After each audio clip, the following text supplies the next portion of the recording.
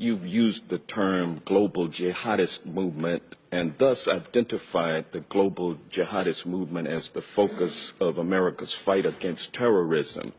Isn't it a fact that the global jihadist movement is very closely linked to the teachings of Wahhabism?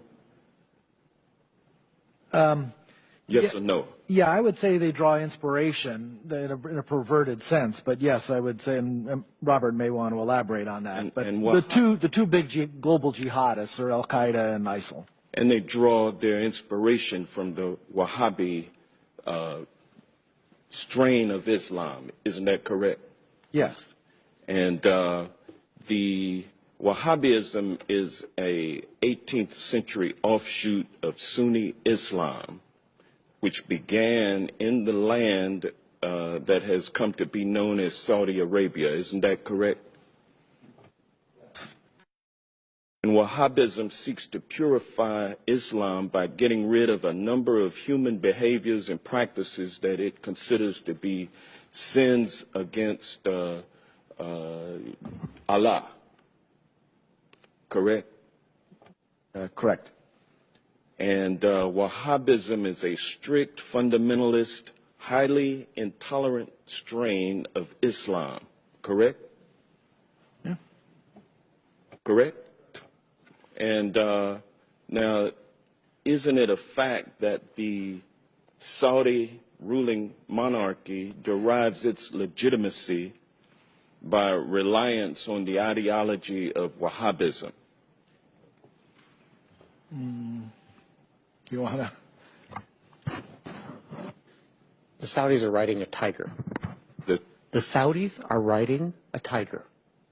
So if you will answer what the I'm question, saying, isn't it a fact? No, I wouldn't put it that way. I would say it's not a fact that they depend solely on Wahhabism for their legitimacy. They derive legitimacy from a variety of things. One of them is Wahhabism, but it is not the only one.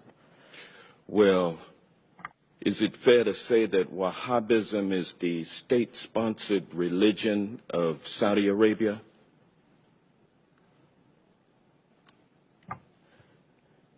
Yes, the Saudi government sanctions Wahhabi imams in their major mosques. Well, as a matter of fact, the Saudi monarchy promotes Wahhabism through official state-sponsored mosques and through religious schools known as madrasas all over the world. Isn't that correct? Yes. And isn't it true that the Saudi government, Wahhabism throughout the world, based on its oil and gas revenue? Absolutely, the government's revenues, directly or indirectly, help the proselytizing that you mentioned. And the Wahhabism ideology lines up with the ideology of ISIL. Isn't that correct? I would say no. For example, the Wahhabis in Saudi Arabia, the official ones, do not kill Shia. They persecute them. They do not have equal rights. They do not have equal rights, but they don't kill them. However, a Shia in Mosul or a Shia in Raqqa is liable to be killed. Well, yeah, but it's true, though, that the ideology of ISIL lines up with Wahhabism. I would say it's a starting point, and then the Islamic State has taken it several steps farther. Yes. And is it fair to say that Saudi support for the teachings of Wahhabism create fertile ground for ISIL recruitment efforts? I think Saudi promotion of Wahhabism is absolutely a problem in terms of Islamic State recruitment.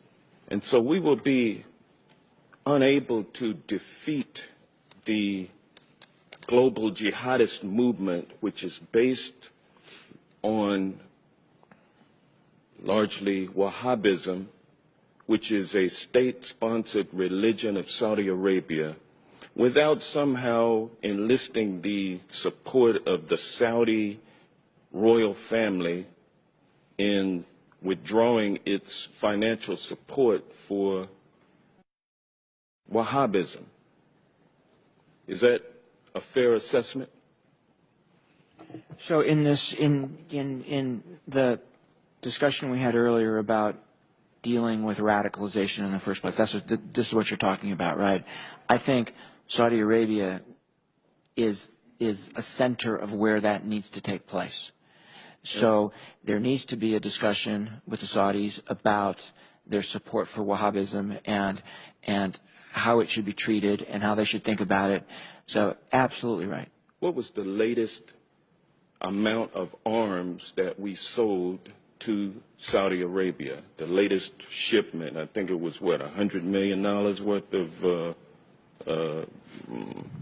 arms? Well, there's support for the campaign in Yemen, but the arms sales that occur periodically are in the billions of dollars. Thank you.